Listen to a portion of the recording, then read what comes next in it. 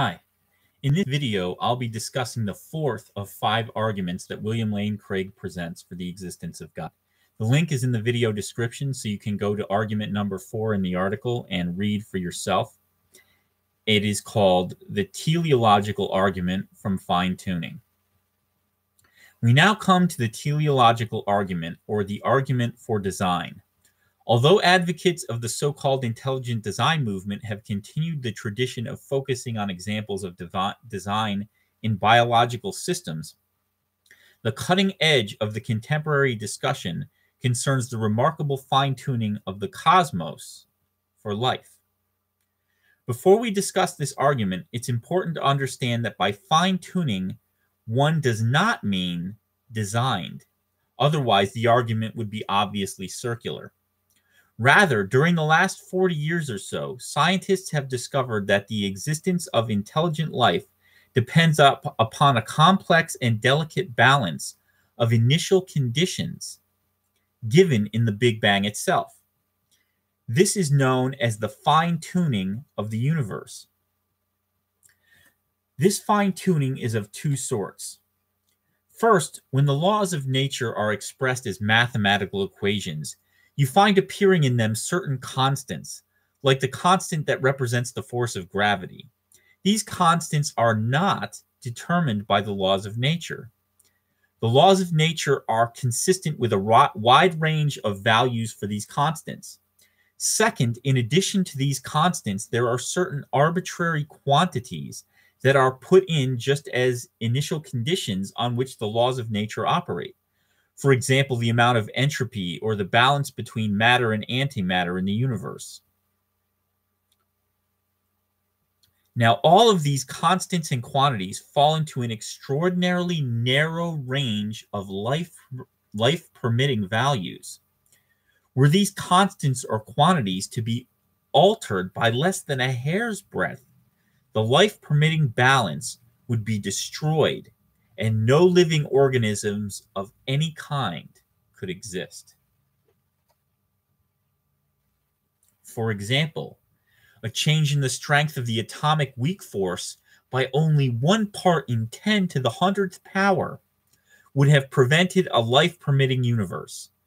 The cosmological constant which drives the inflation of the universe and is responsible for the recently discovered acceleration of the universe's expansion is inexplicably fine-tuned to around 1 part in 10 to the 120th power. Roger Penrose of Oxford University has calculated that the odds of the Big Bang's low entropy condition existing by chance are on the order of 1 out of 10 to the 10th power to the 123rd power. Penrose comments, "I cannot even recall seeing anything else in physics whose accuracy is known to approach even remotely a figure like 1 part in 10 to the 10th power to the 123rd power. And it's not just each constant or quantity that must be exquisitely fine-tuned.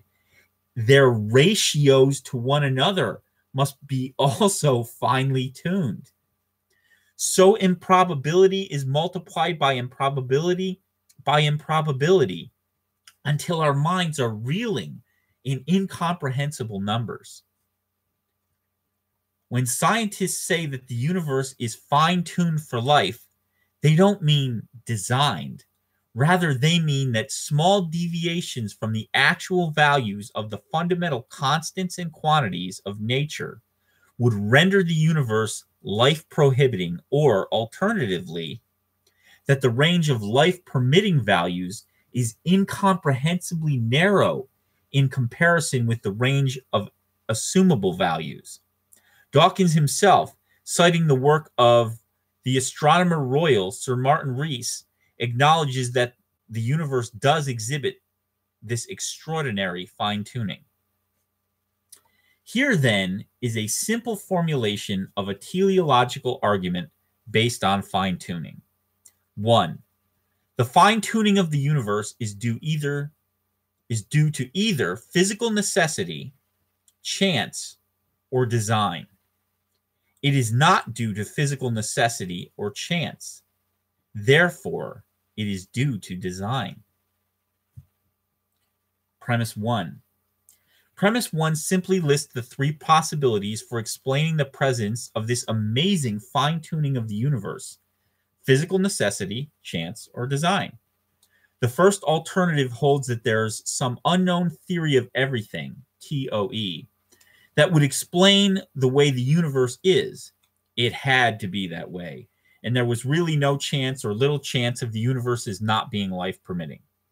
By contrast, the second alternative states that the fine-tuning is due entirely to chance.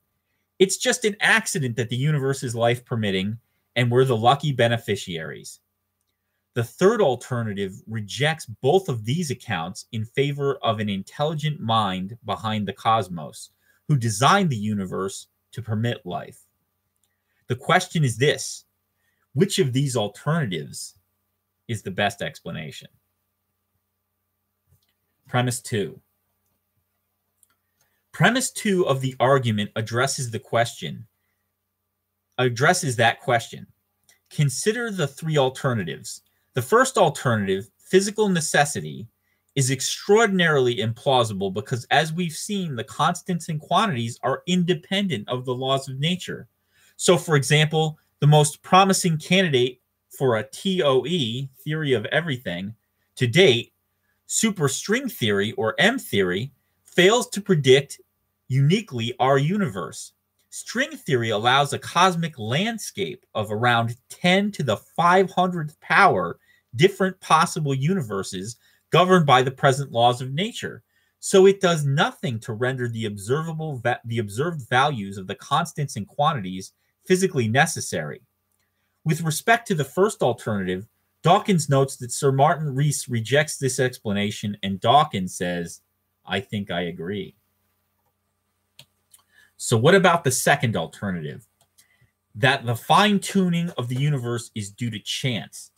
The problem with this alternative is that the odds against the universe's being life-permitting are so incomprehensibly great that they can't reasonably be faced. Even though there will be a huge number of life-permitting universes lying within the cosmic landscape, nevertheless, the number of life-permitting worlds will be unfathomably tiny compared to the entire landscape, so that the existence of a life-permitting universe is fantastically improbable.